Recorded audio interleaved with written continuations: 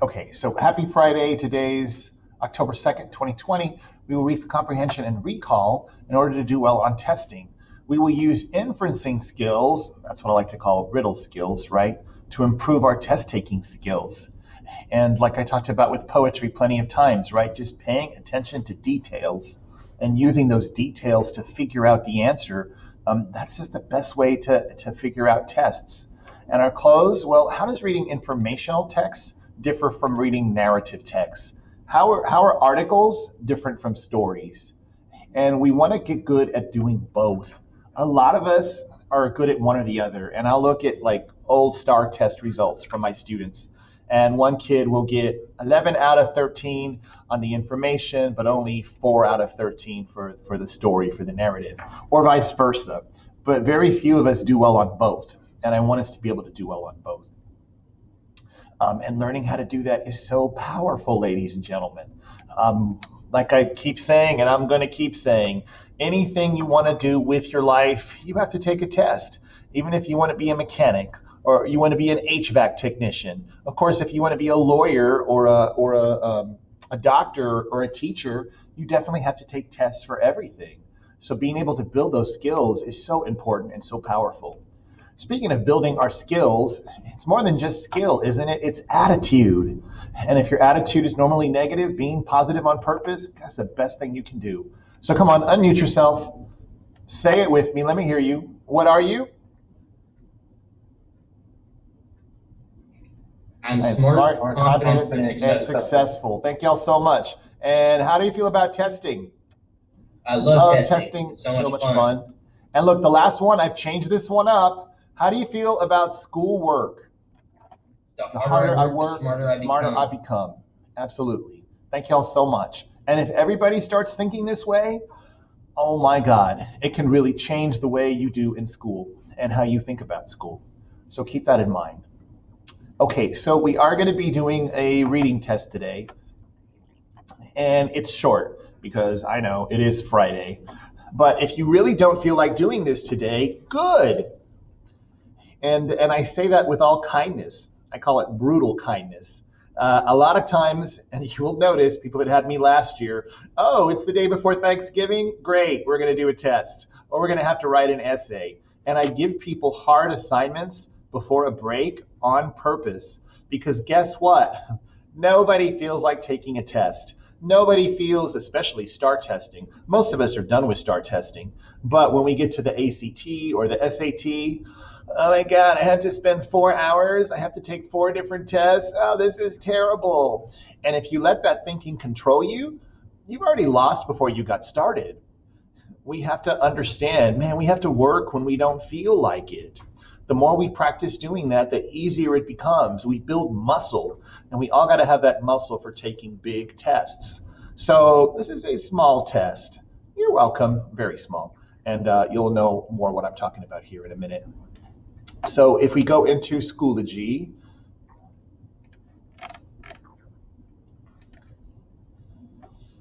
the current week is Friday.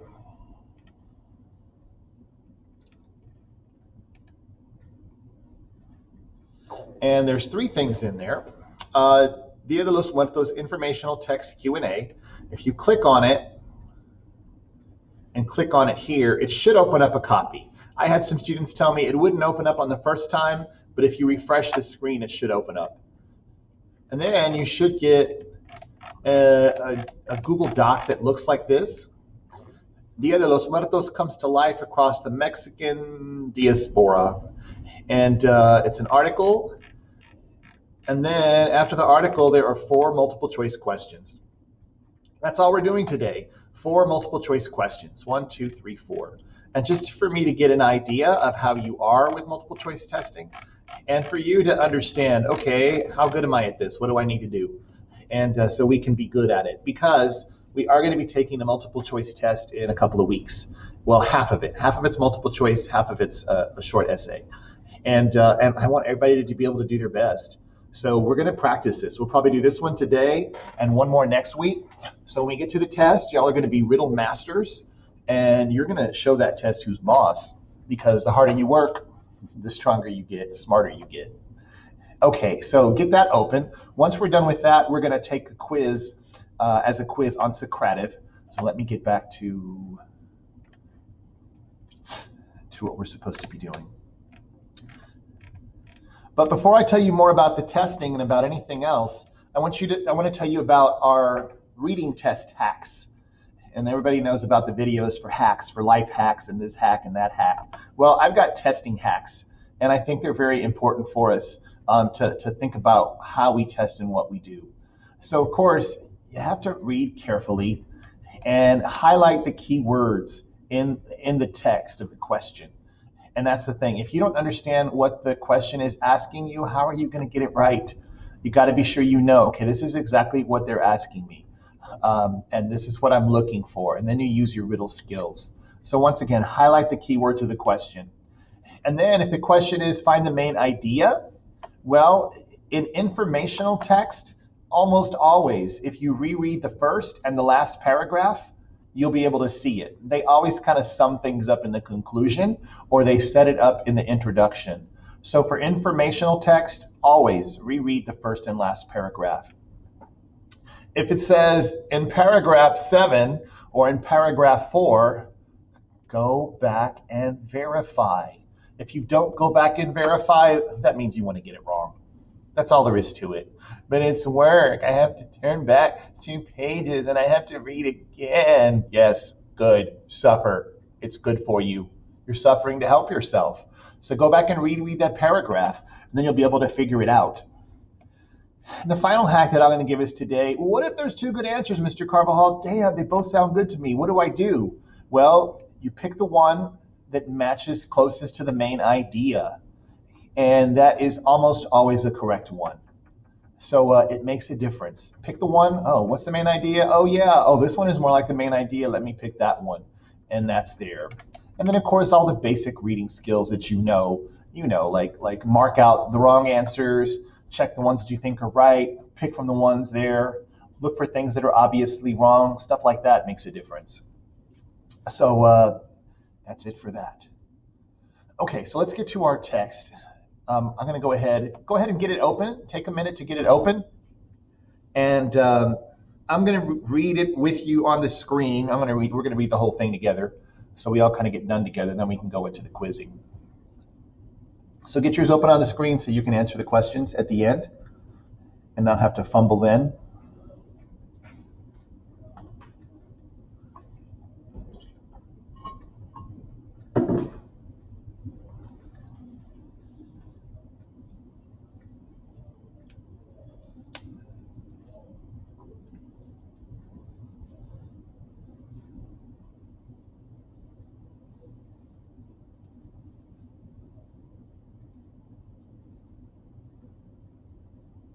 If your brain is saying, I don't want to do this, talk back to it. I'm a good person. I'm going to do what's right.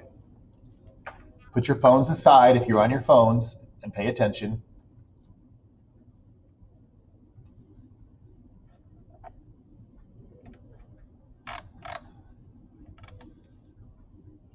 Alrighty.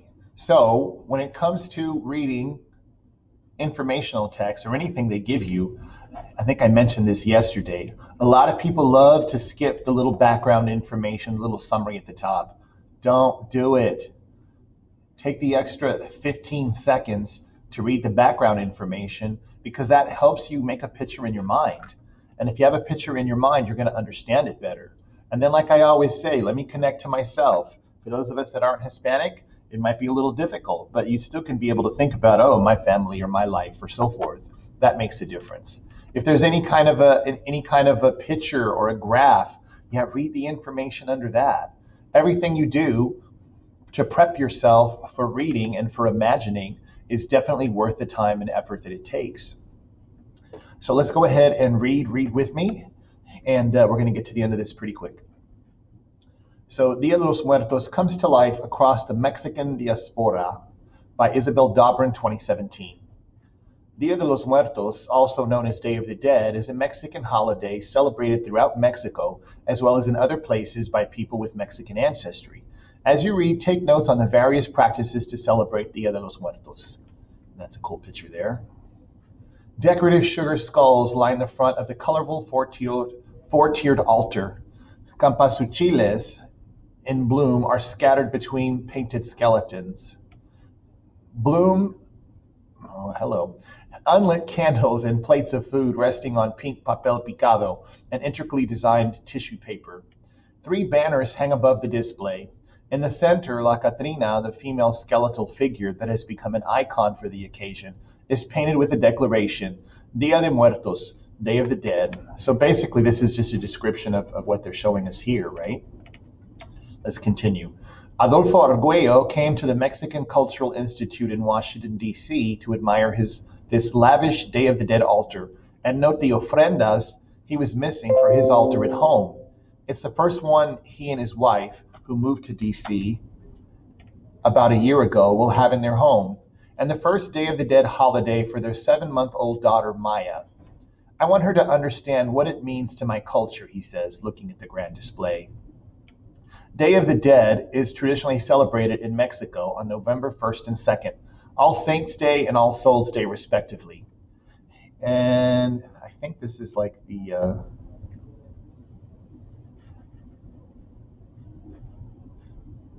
soldiers, ones who have died, and leave them at their grave sites. Oh, okay. It's kind of mixed up. I converted this from a PDF, so the formatting's off a little bit. Sorry about that.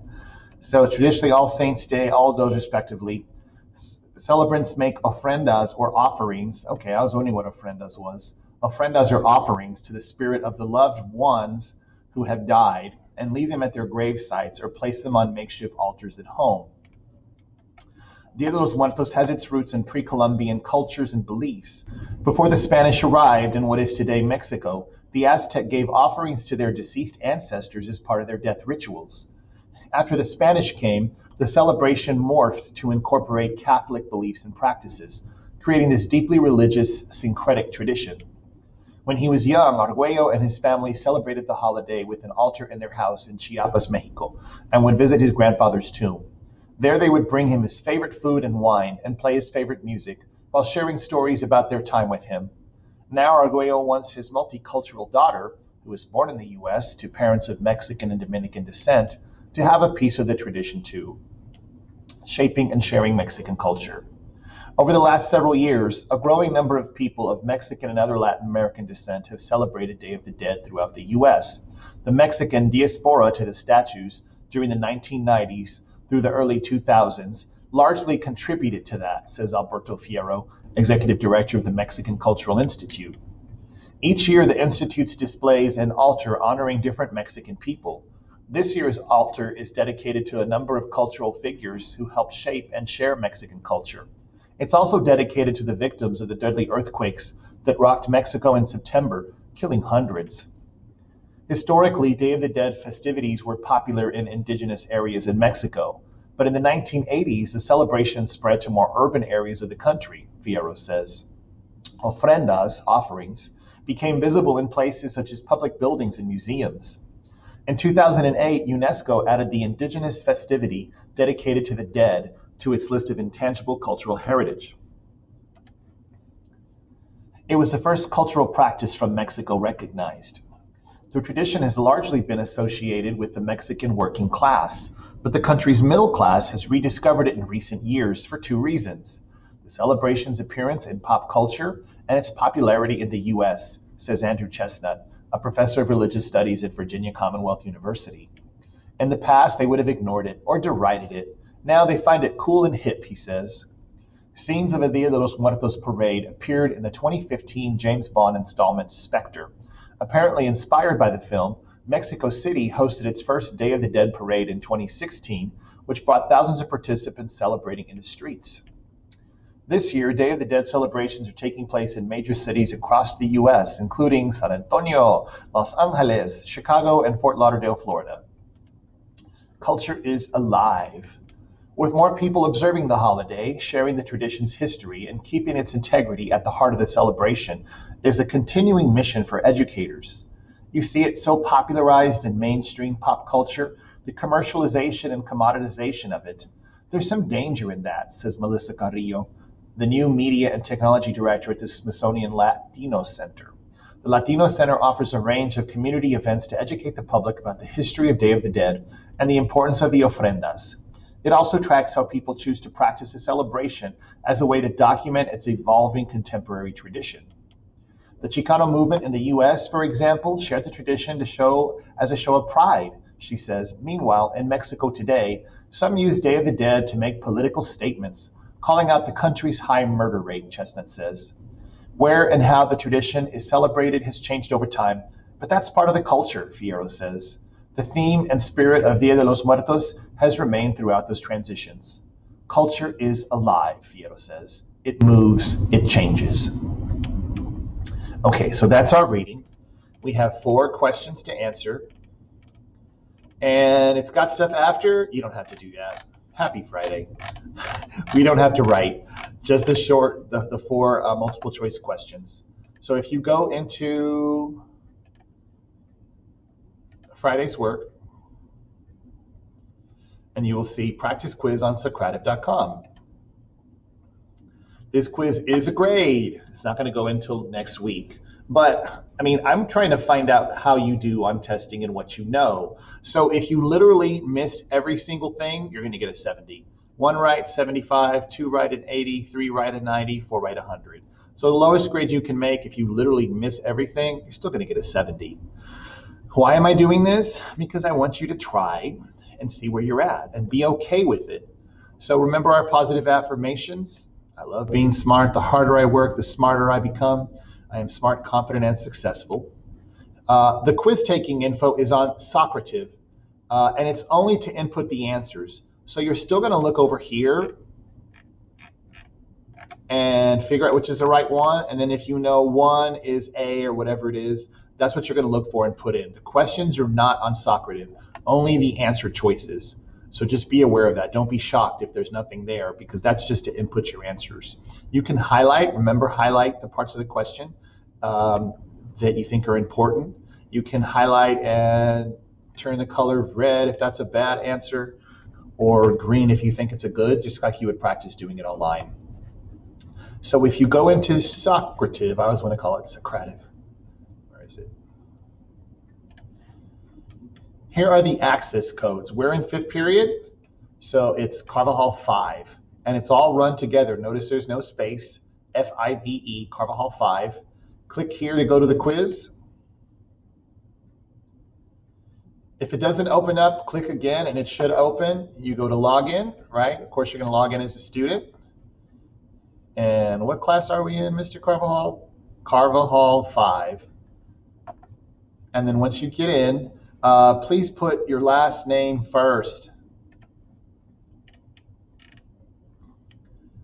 Carvajal 5, last name first. So if your name was Ima, good person, then you would put in good person, Ima, as your first and last name. And before we switch back, let's look at this first question, because what were my hacks again? Highlight the keywords of the question, use your riddle skills. Find the main idea. Reread first and last paragraph. Hey, that's important. Go back and verify if it asks you for a specific passage, and pick the one closest to the main idea. So let's look at question 1 together. Which part following is the central idea? Main idea, right? How do we do that? Well, let's look at the first paragraph. And the first paragraph is just a description. So it's probably not the first paragraph on this one, but we checked anyway. The last paragraph is just 1 line. So we're going to read up a little bit. We're going to read the second and the last. Where and how the tradition is celebrated has changed over time, but that's part of the culture. The theme and spirit of Dia de los Muertos has remained throughout those transitions. Culture is alive, Fierro says. It moves, it changes. So once again, this is what you're going to focus on, right? To help you figure out the correct answer for this. And once you figure it out, put your answer in and go down the line. I'll give us about 10 minutes and get them done. If you need my help, message me in chat. And otherwise, let's get to it, ladies and gentlemen. You love testing. You're smart, confident, and successful.